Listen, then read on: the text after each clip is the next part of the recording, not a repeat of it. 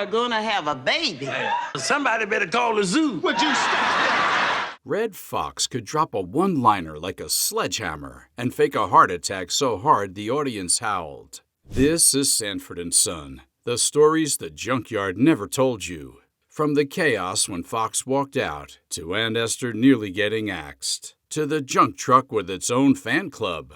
Here are 15 facts you won't believe. Number 1. Born from the Brits and toughened for the U.S.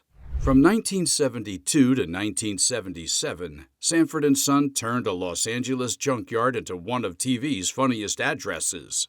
Adapted from the BBC's Steptoe and Son, but rebuilt for American speed.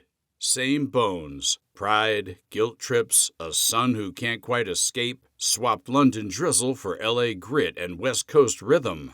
The timing's punchier, the insult comedy sharper, the soul funkier.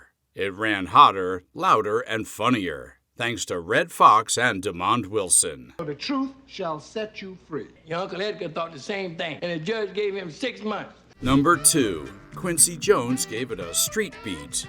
Before anyone speaks, the show tells you exactly what it is with Quincy Jones's theme. The street beater. It's minimal and mischievous. Funky keys and popping horns set the mood and let you know this show will be funny, streetwise, and proudly urban. It's not just a song, it's the show's swagger. A musical wink that says you're about to hear jokes that feel improvised, lived in, and a little dangerous. Number 3. LaWanda Page. Almost lost, then unforgettable. At first, producers thought LaWanda Page's stand-up act was too rough for TV. But Red Fox, her old friend from the club circuit, stood firm. Either she stayed or he walked.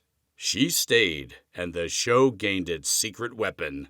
As Aunt Esther, Page doesn't just take Fred's insults. She fires right back. Bible in one hand, purse in the other. Glare sharp enough to cut steel. The chemistry crackled. Sinner versus sermon. Roast master versus rebuke. Without Esther, Fred's jabs were funny. But with her, they became battles you couldn't wait to see. Today is my lucky day. Why? Because you looked in the mirror and it didn't break? Number 4. Whitman Mayo wasn't old. He played old.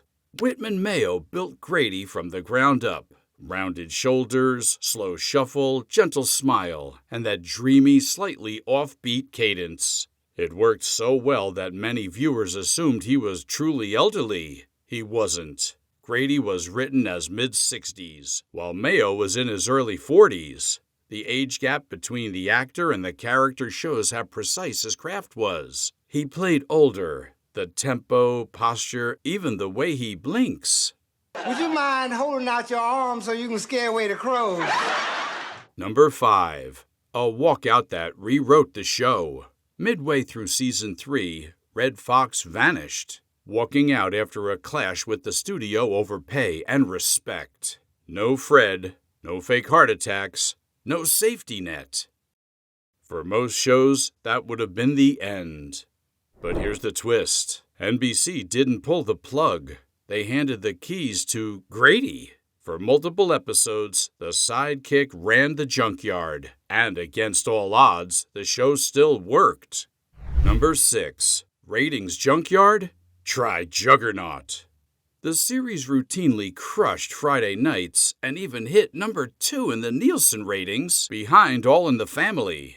Put simply, America loved watching a father and son bicker over scrap metal, pride, and the price of everything. The secret was a formula mainstream audiences couldn't resist. Blue-collar situations, sharp timing, and just enough heart slipped in between the jokes. People tuned in for the insults and stayed for the relationship.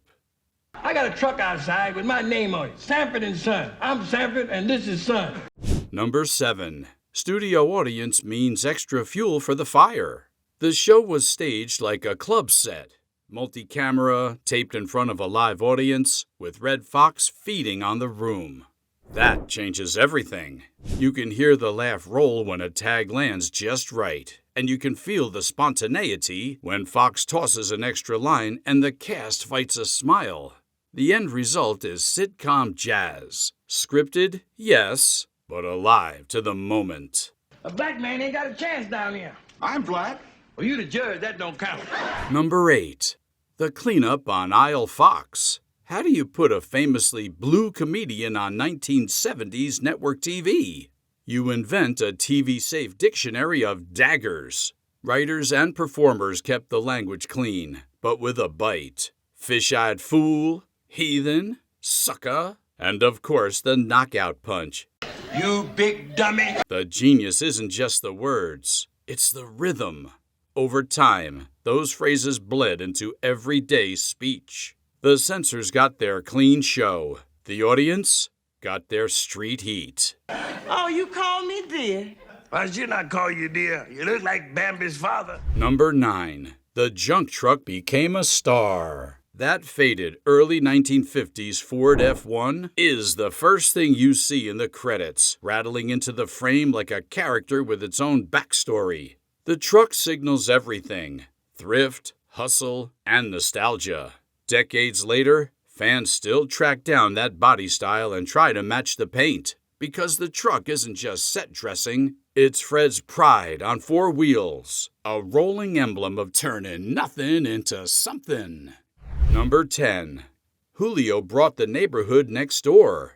Gregory Sierra played Julio Fuentes, a Puerto Rican neighbor whose goat, Chico, was practically a recurring gag. Julio and Fred sparred in ways that let the show poke at prejudice while rewarding viewers with real friendship beats when it counted. Sierra later shined on Barney Miller, but for Sanford fans, he's forever Julio from next door. Mira, sinvergüenza, no te dije que las casas son para la gente. Number 11. DeMond Wilson's exit and afterlife. After Sanford and Son ended, DeMond Wilson passed on the reboot and pursued other roles, and later, ministry. For many fans, that real-life turn mirrors Lamont's steady moral center. On screen, Wilson sold the eye roll as an Olympic sport. Off-screen, he rechanneled that discipline into a different calling. Oh, how do I look, son? Like an old hot dog with mustard and ketchup on it. Number 12. Pat Morita's Achoo stole scenes. Before Karate Kid, Pat Morita popped in as Achoo. Instead of going big, he got laughs by playing it calm, letting a pause or a look land as hard as a joke. Those moments proved Sanford and Son was more than Fred and Lamont. It was a world that welcomed fresh energy and made it work. Wrong. You cleaning up. I'm doing the cooking, remember? Number 13. A Friday Night Fortress. Scheduling is destiny in TV, and Sanford and Son owned Friday nights. After a long week, viewers wanted jokes they didn't need to decode and characters they felt they already knew. The show delivered comfort and laughs. Rent due, schemes brewing, pride wounded, love peeking through.